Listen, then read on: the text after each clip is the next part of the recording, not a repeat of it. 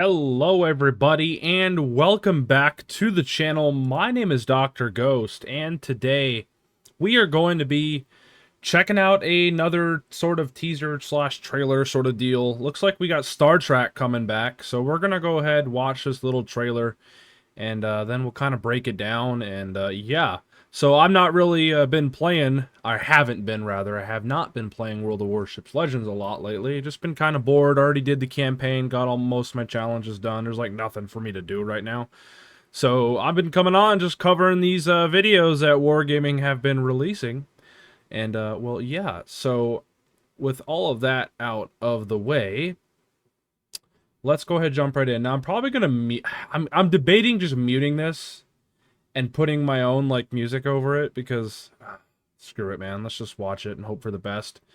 And if there is a problem, I'll just go into the editing and mute it. So yeah, if there's different sounds, don't mind that after the fact when I go through and edit this stuff, because copyright claims are fucking annoying. And the biggest problem I have with copyright claims is they suck your monetization. They take it. They take all the money for the whole entire video. You can literally have a minute section of a YouTube video that is copyright claimed, and it claims everything in the entire video, and they take all money from your video. It's retarded. So anyway, with all that out of the way, let's just jump right into it. That's a problem for another day to talk about, all right? That's my problem, I guess. You guys don't need to hear about that. Let's go. We are the Borg. Existence as you know it is over. We will add your biological and technological distinctiveness to our own. Resistance is futile. The opposing force has taken the lead, but we still have a chance. Things are only impossible until they're not. I have been assigned to serve this ship and to obey your orders. We will use our skills to shape the future. I'm gonna real quick interrupt. I just had a thought in my head, and I've been thinking this for a while. These Star Trek collabs are cool and all, but where's the Star Wars collabs? Like, you know what I'm saying? Disney loves making money. Wargaming loves making money. That's like two peas in a pod right there. They need to get each other on the phone, get a collab going. I want some Star Wars shit. I'm not a big fan of the whole Star Trek stuff. What I am a fan of, though, is Star Wars. I fucking love Star Wars, and I know I'm not the only one. Star Wars is probably my favorite series of all time. I absolutely love Star Wars. I would literally geek out over that shit. I'm surprised Wargaming hasn't gotten a collab with Star Wars. Like, Disney loves making money. They're greedy as all hell, just like Wargaming. So I think they would get along fantastically, right? I mean, they could come up with some crazy monetization schemes right there alone. You know what I mean? Anyway, I'll let you guys watch the rest of it. I just had that thought in my head. I was like, I gotta pitch in real quick. This area must be under Romulan control. Show no mercy! This will be a day to remember! Klingons never bluff. I've learned to walk the line between hope and caution. We've had other opportunities that didn't work out, but I will admit I'm leaning toward hope this time. You think in such three-dimensional terms. How small you've become. We will return. Alrighty, there you go. That's the Star Trek stuff. No, I don't want to watch about Trump's press conference right now. Okay. So let's break this down a little bit. So right off the rip, we got some ships here. We got the Yamato. Now, the last Star Trek collaboration, we did not get a Yamato skin, as far as I know. So this is new. The Queen's Diamond. Is that what they're calling it? Yeah. Okay. Pretty cool. Looks ugly as hell, not gonna lie, but alright. It's supposed to be Borg, right? So I guess the Borg stuff isn't supposed to look all pretty. We got the new... This one I think is new as well, the Borg Queen. I could be wrong, but I don't think we had this commander either. This isn't a commander, guys. This is actually a full-blown commander. So, trait Galactic Power. Increases battleship AP shell damage and reduces AP shell reload time. Interesting. So, a reduced reload for an actual just specific shell type. I don't think I've ever seen that before. Huh. Okay, and the next one is High Octane Warrior. Boosts battleship projectile damage if the previous main battery salvo used AP. and increases battleship speed. Okay, so hold on. Boosts battleship projectile damage if the previous main battery salvo... So if you shot a salvo of AP, then the next salvo will have a higher damage, I guess? Okay, whatever. What else we got here? Obviously, the Enterprise is coming back. I say coming back. I don't know if... I think we've had this camo, right? The Enterprise camo. I know the Enterprise has been in the game. Enterprise has been in the game since the last campaign it came out in. So I don't know. Maybe the Enterprise is actually going to come back, and you'll be able to actually buy the Enterprise with this camo, I'm guessing, right? The Enterprise in this game, it's not as good as it is on... even on PC, I don't think it's that great, but at least on PC, it's got rocket planes. It's got all sorts of good going for it. On Legends, dude, it's not that good. Like, why would I don't see the reason why I would play Enterprise over Saipan. Saipan is just better in every way. Like, I'm going to play Saipan 99% of the time, which sucks because in real life, the Enterprise was the most successful carrier to ever exist. And I'm talking Enterprise CV6, not Enterprise CVN 70 or whatever it is. I'm talking the old World War II Yorktown-class carrier Enterprise. The Enterprise was the most decorated warship in the United States Navy. To this day, it still remains that so. It was insane. The amount of ships that it sunk, I think it sunk like 70-something ships. It shot down almost around more than 1,000 aircraft in its entirety. The Enterprise was at almost every single major battle in the Pacific War. The fact that they did not save the Enterprise as a museum ship, it pisses me off. But nonetheless, still, I wish it was a lot better in Legends. It should honestly be the best American carrier in the game. It should be, but it isn't.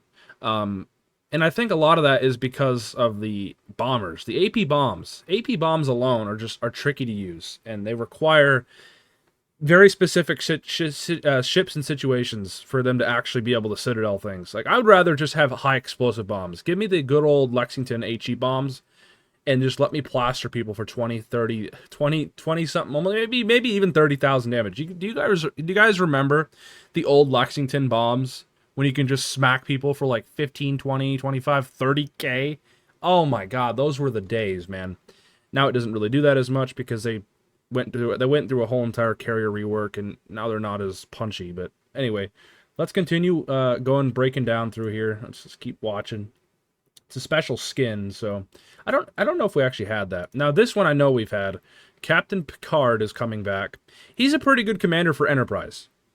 I don't use him on any of the other carriers for the Americans, but I do use him on my Enterprise because he makes the AP bombers better overall. I think he's honestly really good to use on any carrier that is focused on dive bombers. So like putting Picard on Lexington and putting him on the what do you call it, the Enterprise is a really good option. Saipan, however, no. Saipan is more of a torpedo focused carrier, so I don't usually put him on that. I just run the good old Ernst King and call it a day. But he's pretty good. If you have Enterprise and if you have Lexington, he's a pretty good commander to have. All right, let's continue to watch though.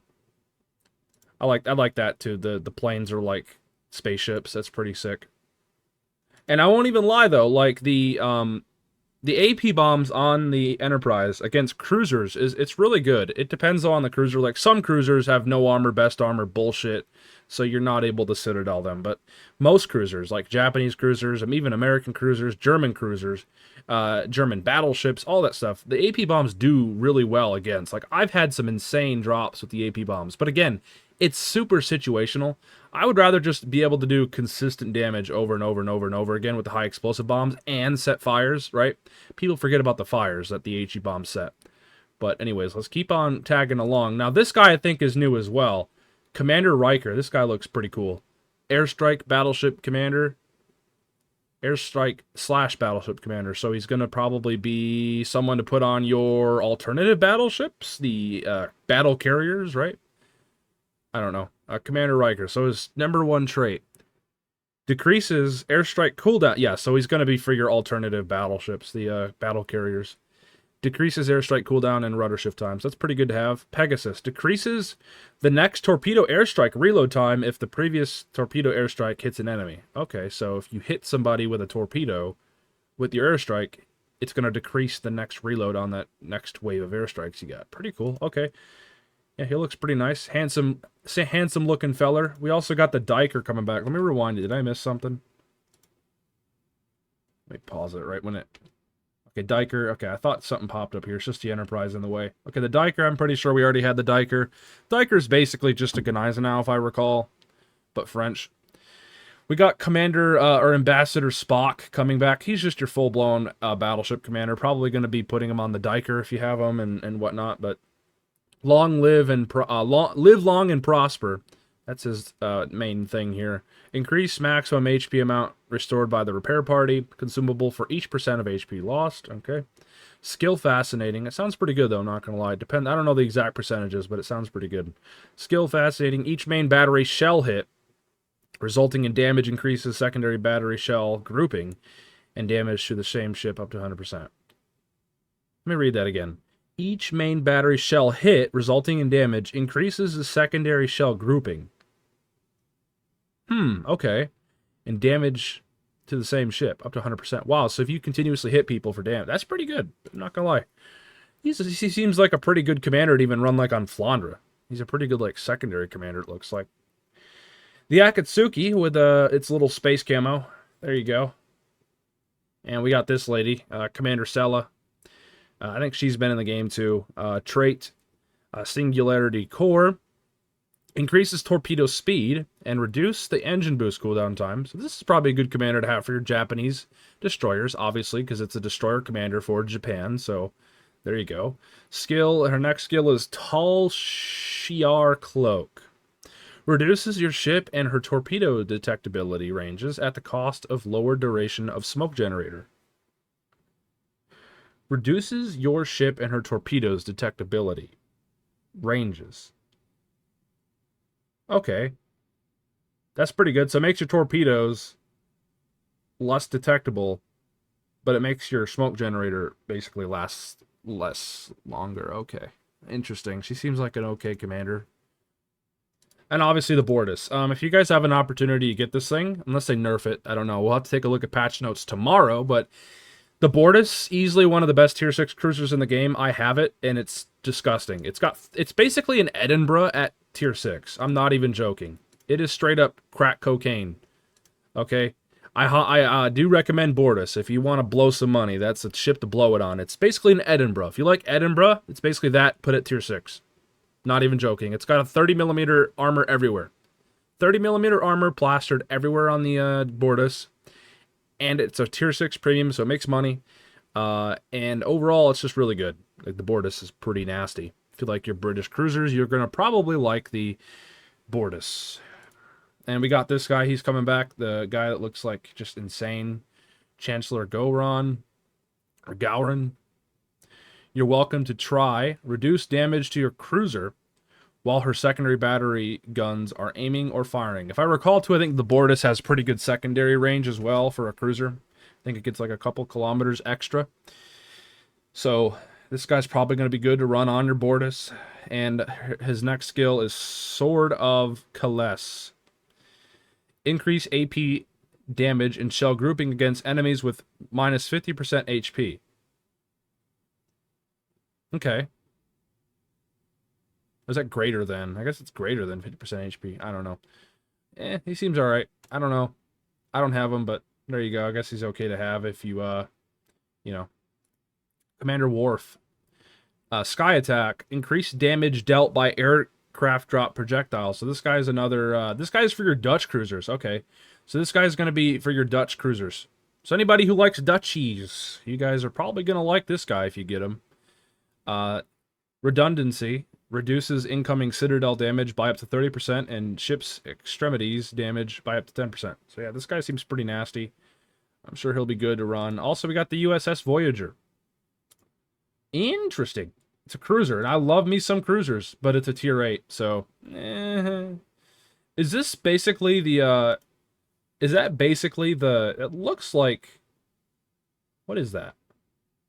Is that a Des Moines, or what is it? Oh, I forgot the name of it. Fuck. The Salem. Is that a Salem? I think those are 8-inch guns, right? Yeah. USS Voyager. I'm intrigued by that. That looks pretty cool. Cruiser Commander Captain Janeway. Or Janeway. Janeway? Janeway? Weird name. Her trait, Starship Captain, increases damage dealt, or increases damage against cruisers and battleships. Improves cruiser main battery and shell grouping when shooting at destroyers. That's pretty good. Skill, Precision Strike, increases AP damage and shell grouping against cruisers. That's basically that's like the Commander Gowron ability, but for the American cruisers. Okay. Alright. Pretty cool. If I get her, I get her, but I'm not going to spend money on it, but who knows. And I think that's about it. So there you go. That is the Star Trek stuff, ladies and gentlemen. 16 minute long video, just going over everything in the Star Trek event. Looks pretty spicy. Let me know in the comments below what you guys think. Are you guys excited? I don't know. I'm probably not going to get any of it. Hopefully I'll get some out of crates. I'm not the one that really... I don't spend money on Legends that much anymore. I about just buy the campaign and that's it. So I don't know. If I get lucky out of crates, that'll be cool, but I'm not going to fret over it. Again, let me know in the comments below what you guys think. If you guys did enjoy my breakdown of all this Star Trek stuff, let me know in the comments below. And yeah, hit the like button, subscribe, and I will catch you guys on the next one. See ya.